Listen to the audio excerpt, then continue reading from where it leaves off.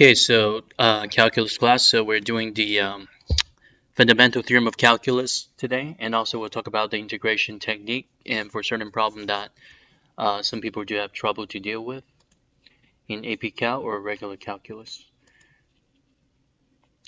So depends on which textbook that you're using. So for section 4.4, the one that I'm using is the Cengage for calculus. So the fundamental theorem of calculus, so if a function is continuous on a closed interval, so the condition is that it got to be continuous, then the integral from a to b f of x dx would be considered capital F of b minus capital F of a. So in order to find out the area under the curve, so this one is the main formula that I need to apply. And where capital F is any functions, that f prime of x is the lowercase f of x. And where x is in between a and b in the closed interval. So now let's take a look at the following examples. So we have, and for the first one, try to integrate it by using the power rule. So we do have x to the power of 3 over 3 minus 3x. And then integrate it from the lower limit to the upper limit. So by using that FTC part 1, so we do have a third minus 6 minus f of a, which is 1/3 minus 3. And then the rest of this is just like basic arithmetic. And then, so you come up with negative 2/3.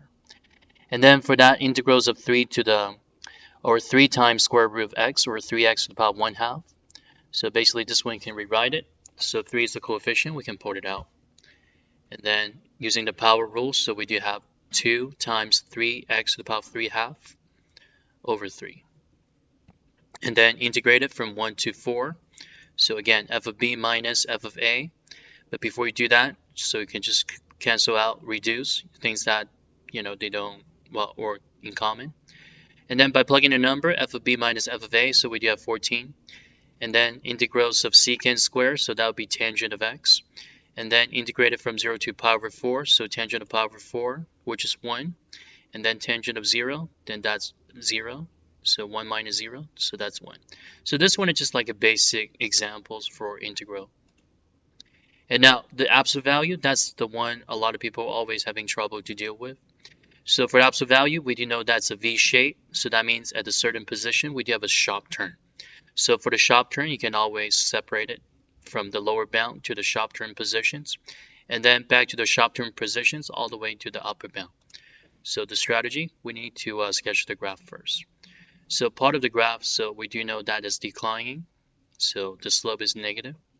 And then the other part of the graph, the slope is positive, so it's increasing.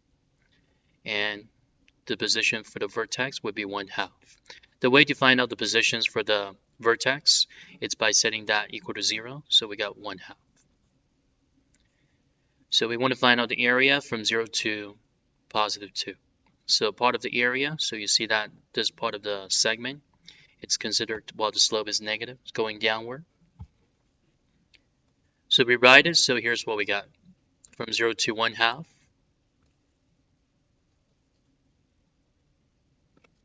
Wait, we're going too fast, so let's go back. So for the area of this region, so we do have 1/2 for the base, and then the height, which is, well, if you just calculate the height, so at 0, so that means the height would be 1. So basically you can find the area of those two triangles, the small triangle and the right triangle. The way to find the area of a triangle is base times the height divided by 2. Base times the height divided by 2. Or we can just do that with the integral. And here's another example for the area of the region bounded by the curve. So first thing that you want to do is to sketch the graph. So this one you want to integrate it from 0 to 2.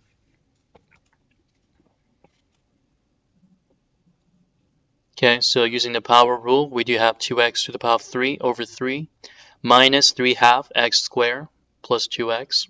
And then it goes all the way from 0 to 2. So this one, there's no sharp turn, there's no breaking point, so we can just simply integrate it all the way through. And then again, f of b minus f of a, there's no need to put in a equals 0 because that everything turns out to be 0. So just f of b, so we do have 16 over 3 minus 6 plus 4. And then the final sum, and that would be 10/3. So the mean value theorem for integral, if f is continuous on closed interval ab, then there exists a number c in the open interval in between a and b, and it's the elements of the integral from a to b, f of x dx. So that equals f of c times b minus a. So this one is called the mean value theorem for integral. So for the one that we have for the inscribed rectangle, or it could be the mean value rectangle, and the rectangle area is equal to the actual area under the curve. Okay, so the mean value, and then the circumscribed rectangle.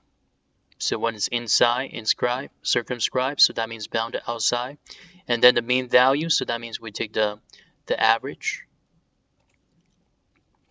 So in order to find out the value c guaranteed by the mean value theorem for integrals for the functions of f of x equals x to the power of 3 over 0 to 2. So here's the way you want to do it. So integral from 0 to 2, x to the power of 3 dx, and then b minus a, so obviously it's 2 minus zeros. So after you integrate it, so you'll end up with 4, and then you want to set that equal to 2c to the power of 3. Again, f of c, that's the original function. And then solve for c. So cube root of c, which is about 1.2599. And here's the graph interpretation. Okay, so x to the power of 3. So in order to find out the average, the mean value for the integral, we're using that 1.2599 right here. And then we try to estimate the area of this rectangle. And that's kind of getting close to the area of the curve, the area underneath the curve from 0 to 2. So here's the average value. So if f continues on closed interval AB, then the average value for f on the interval is given by f of c 1 over b minus a integral from a to b f of x dx. And find the average value of f of x 3x squared minus 2x on 1 to 4, from 1 to 4. So here's the one, just by basically plugging the number and then integrate it. Using the power rule again, f of b minus f of a, and then multiply by 1/3, so you end up with 16. Okay, so here's the graph interpretations. So 1, 1, all the way to 4, 40. And then we want to find out the average value. So that one is about 16.